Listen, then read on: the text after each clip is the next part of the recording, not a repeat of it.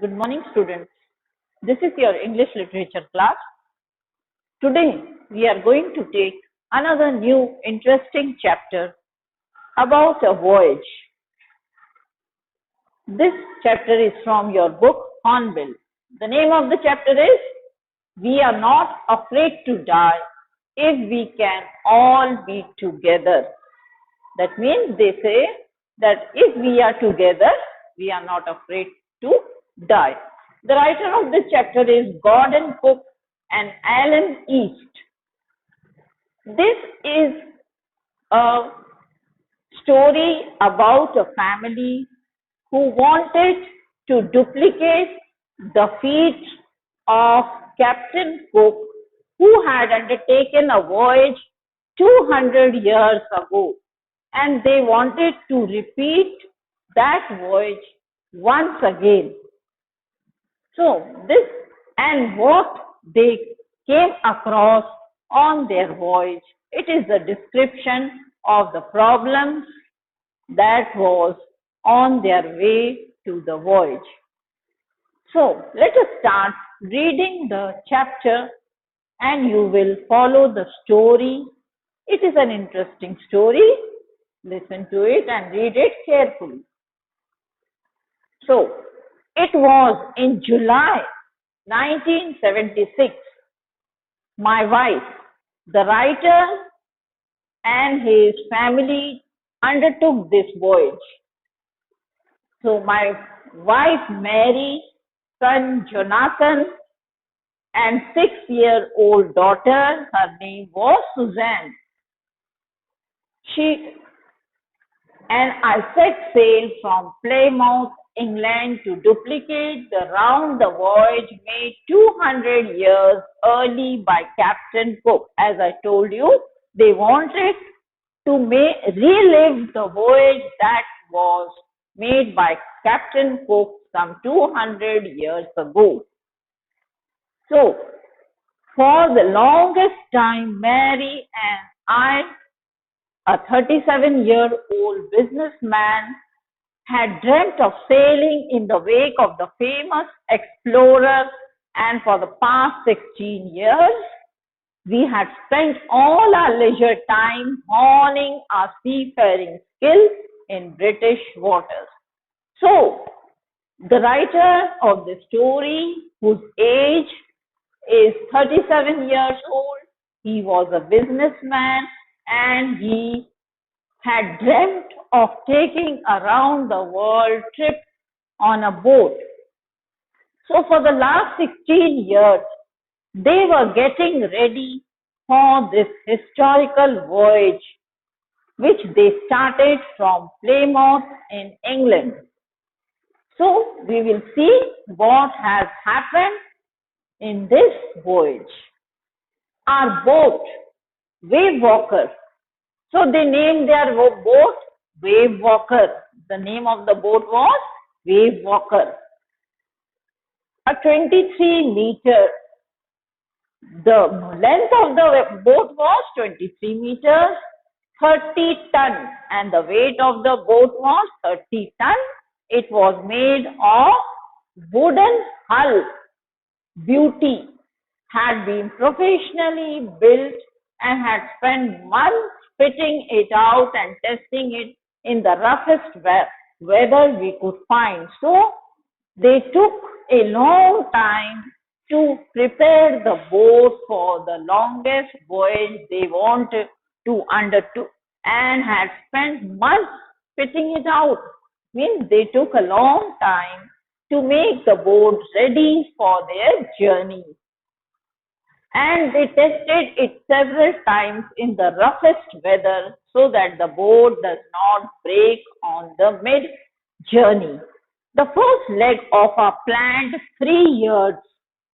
So they had planned the journey for at least 3 years and they undertook 105,000 kilometers journey past presently as we sailed down the west coast of Africa to Cape Town. So they sailed for about 150,000 5,000 kilometers journey and they passed it pleasantly. That means they had no problem sailing this much of kilometer. There, before heading east, we took on two crewmen. So they started their journey, and along with the family, they also took two persons. One was an American, his name was Larry Virgil, and a Swiss boy named Herb Sledger to help us tackle one of the world's roughest seas, the Southern Indian Ocean. So they knew the Southern Indian Ocean was the roughest sea of all the seas, and so they took the help of two men from one from US and the other from Swiss or Sweden.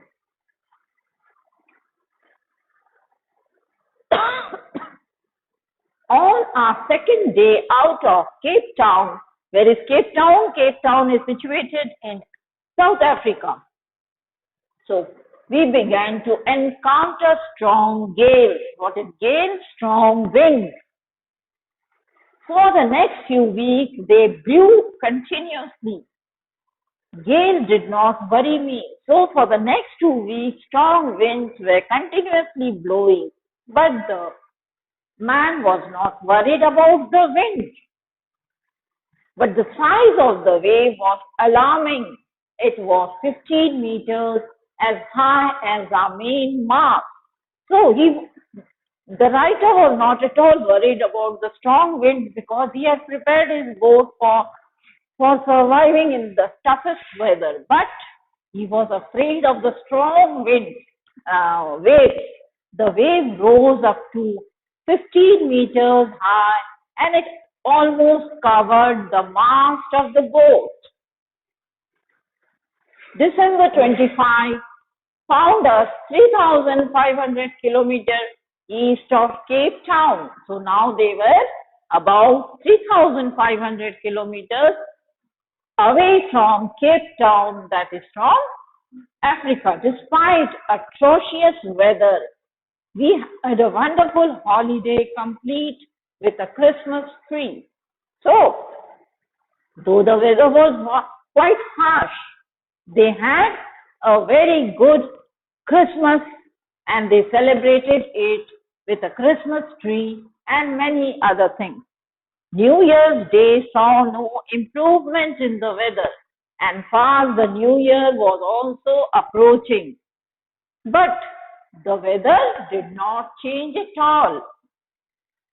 But we reasoned that it had to change soon, and it did change for the worse. But they knew the weather will change, and so they were quite happy. But what happened? The weather changed for the worst. That means it became more worse. The waves were very strong. At dawn on January 2nd, the waves were gigantic. At dawn means the early morning on January 2nd, the waves became gigantic. Means very huge. We were sailing with only a small, strong jib and were still making 8 knots. So they were sailing at a very, very low speed, but they still made 8 to 8 knots a day. 8 knots means 8 miles a day. And the miles in the water is accounted by knots or nautical miles. As the ship rose to the top of each wave, we could see endless, enormous sea rolling towards us. As they were approaching, the waves were also approaching towards them, and the screaming of the wind and spray was painful to the ears. The wind was so furious. The sound of the wind was very harsh for their ears. To slow the boat down, we dropped the strong jib and lashed a heavy mooring rope in a loop across the stern. So, to slow the boat,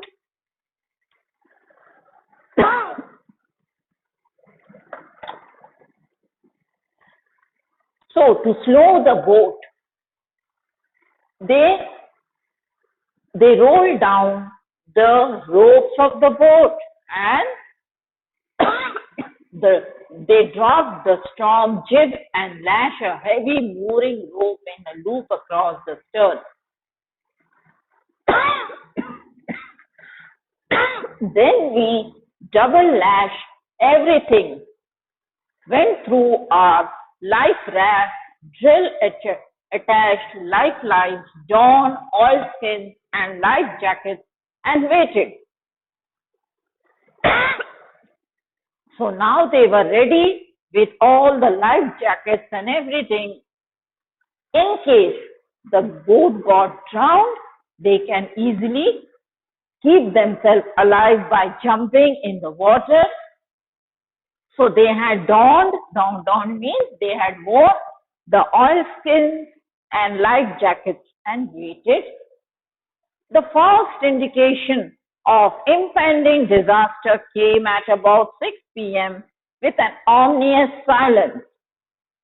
So the first time they came across the worst thing or the worst disaster was around 6 p.m.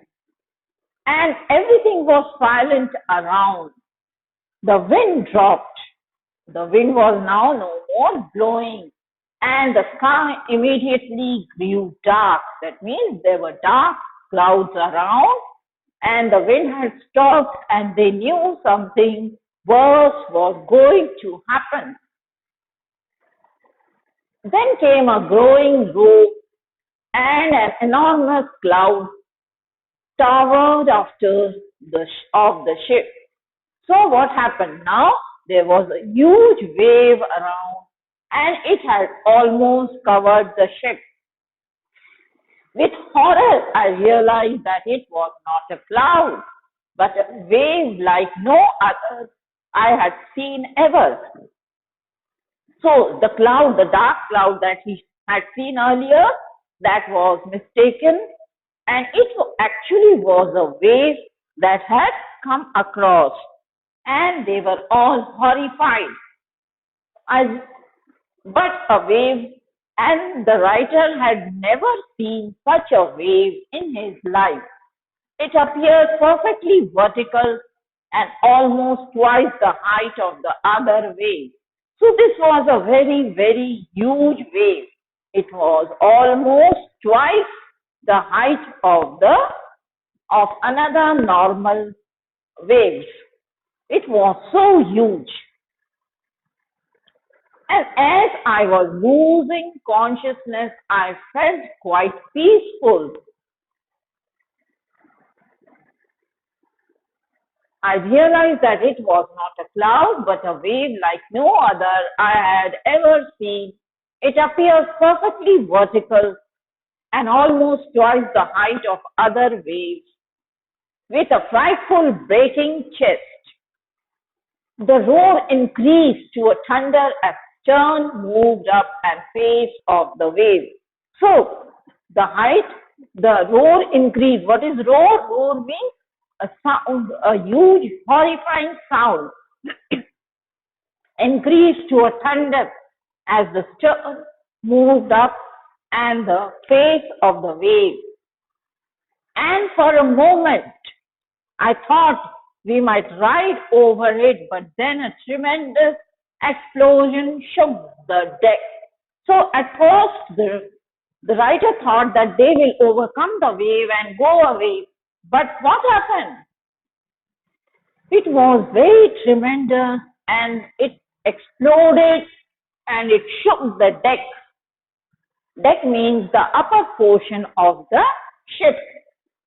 A torrent of green and white water broke into the ship. Now what happened? This wave, the huge wave, had jumped over their ship and all the ship was full of water now. My head smashed into the wheel and I was aware of flying overboard and sinking below the wave. So what happened? The wave had almost entered boat, and the writer who was on the wheels of the boat steering, he fell down on the wheels and he thought now it is gone. I accepted my approaching death. So he was afraid that now he is almost dead because the wave had entered their boat and now everywhere there was water in their boat. And as I was losing consciousness, I felt quite peaceful. So now he thought that this is the last time of my life and I'm sure to die. So he became very peaceful. Unexpectedly, my head popped out of the water a few meters away. So suddenly he came out of the water because the water had lowered at that place. Wave Walker was near capsized. So the name of the boat was Wave Water. So he saw that the Wave Walker was almost capsized. Her mast almost horizontal. The boat had almost broke down and the mast that was flying above the boat was almost horizontal. That means it fell down. Then a wave hurled her upright. My lifeline jerked taut. I grabbed the guard sails and sailed through the air into the wave walker's main boom. Now he came and grabbed the guardrail and sailed through the air into the wave walker's main boom. Main boom means the main room where all the engines are placed of the boat, and he somehow tried hard to sail down and he came up to that room. Subsequently, waves tossed me around the deck like a rag doll, and suddenly he was tossed, means he was thrown up and down like a doll. My left ribs cracked. His ribs had almost cracked.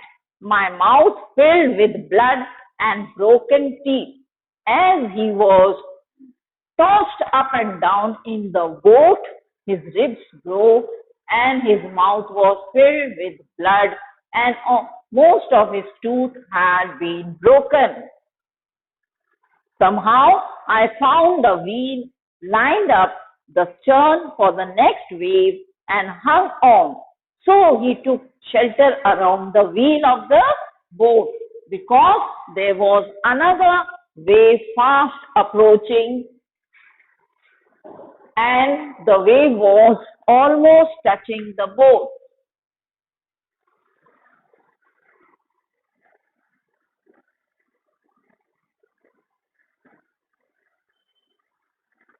Unexpectedly, subsequently, the waves tossed me around the deck like a rag doll. My left rib cracked, my mouth filled with blood and broken teeth. Somehow, I found the wheel, lined up the stern for the next wave, and hung on. Water, water everywhere.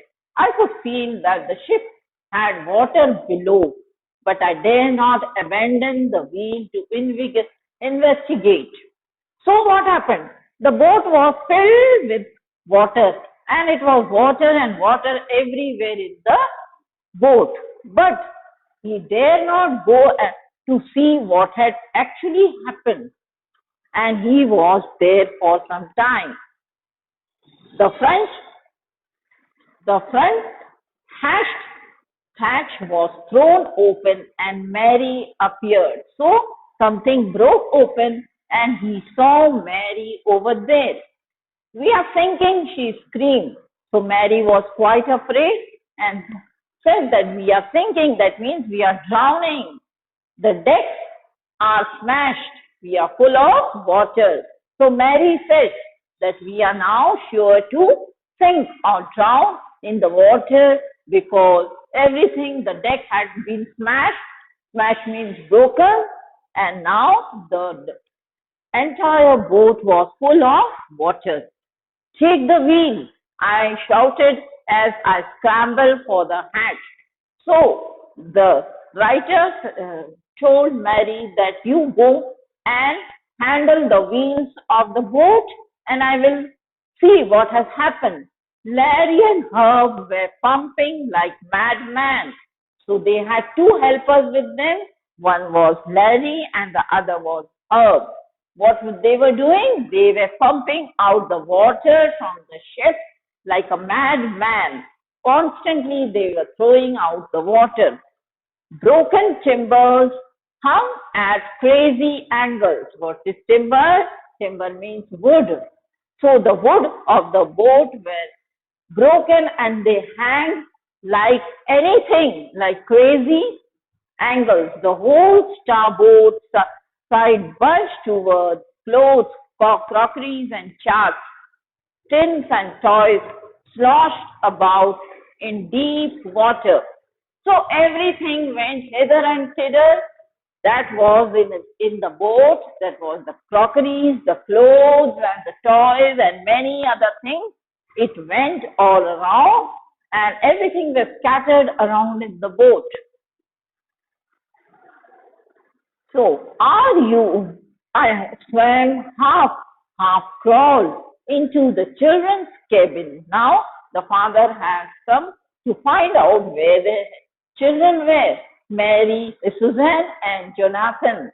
So he somehow crawled into the room of their children. Are you all right? I asked. Yes, they answered from an upper bunk. So the children were lying on the upper bunk of the ship. Bunk means a place where people sleep. But my head hurts a bit, said Sue. So Sue means Suzanne, she said, I had got little hurt in my head, pointing to a big bump above her eye. I had no time to worry about bumped heads.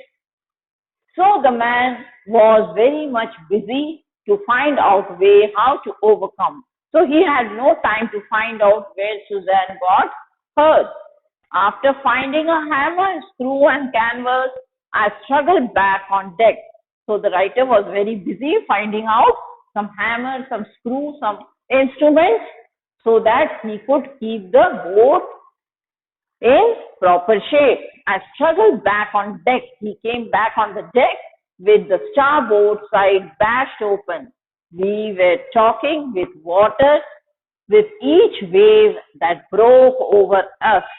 So all the waves were coming into the boat and they were busy taking out the water. If I couldn't make some repair, we would surely sink. So the writer said, if I did not remove the water from the ship, we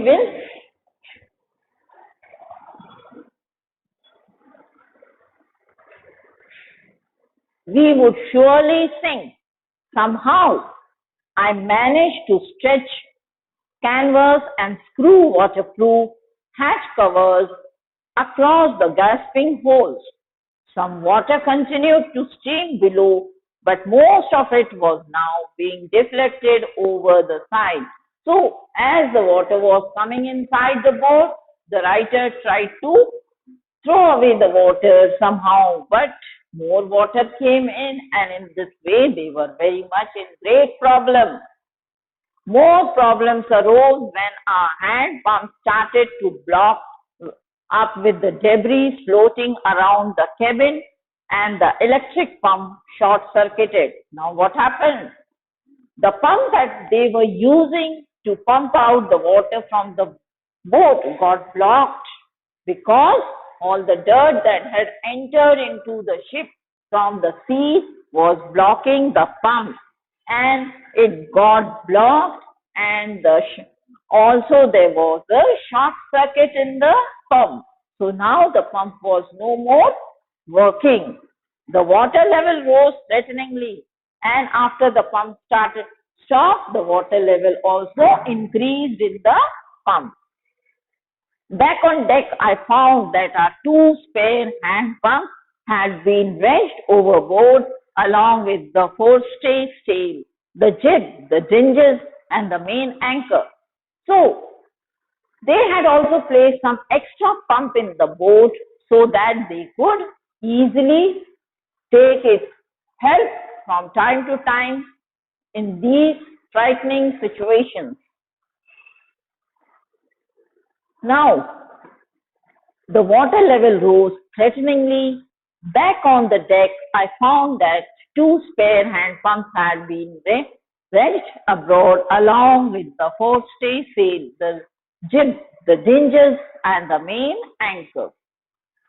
Then I remembered we had another electric pump under the chart room floor. So he remembered that there was another spare pump in the boat. I connected it to an outpipe and was thankful to find that it worked.